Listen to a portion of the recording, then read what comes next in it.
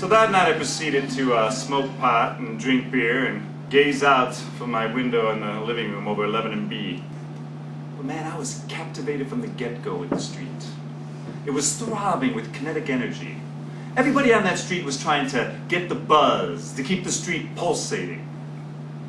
The whole time I lived on Avenue B, I never felt the need to buy a TV. All I had to do was look out the window, and there was always some form of intense life situation playing itself out.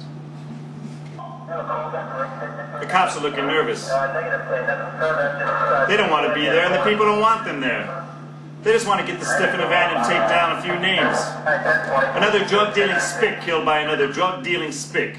The law of the jungle had executed its sentence. The story never made it to the 6 o'clock news.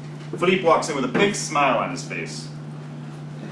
Oh, David, the neighborhood is not that bad. We have this great place right next door. It's called Life Cafe. Oh, David, there's always artists. Oh, they're smoking pot and drinking coffee right out in the open. Oh, David, you're gonna like this place. So we started smoking and talking, and I quickly found out that his name was Billy Sleaze. And as I got to know Billy more, I came to the realization that he was nosy, a real yenta. He reminded me of my mother at a cocktail party. He wanted to know all about you, where you came from, where you're going, what were your thoughts, hopes, desires, ambitions. I soon learned his life story. How he had a family down south, a child my age. How he used to be a bouncer at this gay club called the Anvil. How he killed a man in the West Village. And also the fact that he was a Satanist. And they looked at me with a knowing look and said that he felt the presence of Satan in me. I asked if I too was a Satanist. No, no, Billy, no. I never really saw him get in an argument with anybody. He was always liked the right people and disliked the right people. That was a really good guy. So, in my opinion, the reason why he became a Satanist was because he was from the South. And being a homosexual, Christianity just wasn't going to work for him. So yes, Life Cafe was a beacon of light, a bit of an oasis. But it was only a small one in the midst of this very violent, dark, evil neighborhood. The street was always pulsating, ready to claim another victim. So you can imagine my reaction a few days later when I'm laying there in bed, and I hear this bang, bang, bang right outside my window. I wake up and I look out the window and there's this bunch of punk kids throwing knives at a board on the terrace, like right next to my window. And then bang, I look out and I say, "What the fuck are you doing, man? I'm waking up from my hangover by knives being thrown a couple feet of my head, you know? I'm like, get the fuck off my terrace!" And they look at me with knives in hand and say, "Fuck you, asshole. You have as much right to be on this terrace as you do, so what do you have to say about that, motherfucker?" I mean, you know what amazes me?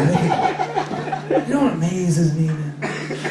You can sit down in any place in America, you know, drink a six-pack or two.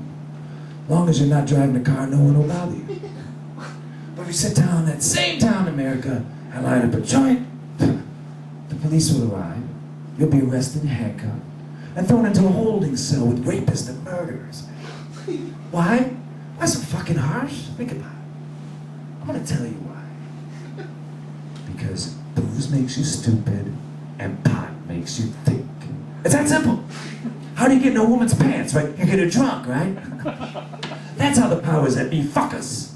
If they're not promising us pie in the sky when you die, then they're telling us to eat shit all day. And when all the day's shit is done, it's Miller time. Time to relax. Time to get drunk and watch sports. Time to pretend you're on the winning team, when in fact you're nothing but a brain-dead drunken tool. You see, if everyone smoked pot, man, you might start to realize that shit, there's a lot better way of doing things. Looking back, the reason why I never did become a heroin addict, a soulless junkie, because I always had this strong sense of spirit. I mean, even during my LSD years, you know, during my teenage times, I knew acid was a potent drug that had the ability to transform you, to take you to a place you should not go, you know, to possess you, in other words. I had this one really bizarre experience. I was mushroom picking in Florida. I didn't sleep for a couple of days, and I saw a huge one, and I just wolfed it down. I had the most intense trip I ever had in my entire life. I'm serious, I took a lot of acid. This was not like acid. I was fucking tripping. And the ground was opening up, I was falling in, and God was grabbing me and putting me on his knee. He's spanking me, saying, "What are you doing here right now? You're not supposed to be here." I mean, this was not like an hallucination, man. This was more like a revelation. You know, like a veil had been lifted.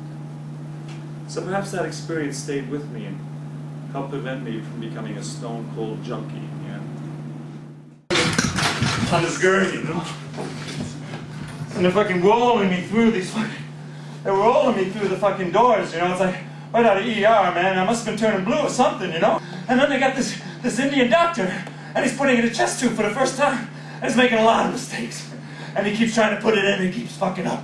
So for like 10 times, I feel like I'm being stabbed over and over again. I'm like, fuck me, man. And he keeps stabbing me. And then the main doctor walks over to me and says, "Do you have any idea how lucky you are?" He goes on to inform me that I'd broken all the ribs on the left side of my body, and they punctured my lung. And my left lung filled up with blood. And if I had gotten there 2 minutes later, the blood would have overflowed from my left lung into my right lung, and I would have drowned in my own fluids. And then they rolled me in the hallway and forgot about me. So I'm laying there, I got all these tubes in me, I can't speak. Finally, a nurse arrives. She picks up my chart and starts screaming down the hall to this other nurse saying, "How could you let this guy hang out here for this 10 hours? And she starts screaming back, "He's your responsibility, he's not my responsibility." And then finally a doctor arrives. He's together and cool, thank God. He says, "Okay, we're going to give you something to drink, we're going to take you up to your own room, and we're going to give you a shot for your pain, and everything's going to be okay from here on out." And he gives my hand a little squeeze, and off I go. So they roll me into the semi-private room with clean sheets and a color TV, and then in rolls the cart. The drug cart. Suddenly I got a shot of Demerol right in the ass. A couple moments later, I realized, man, fuck, what a fortunate person I am. I'm glad all this shit went down. I mean, look where I am now, man, in this beautiful semi-private room with this wonderful color TV.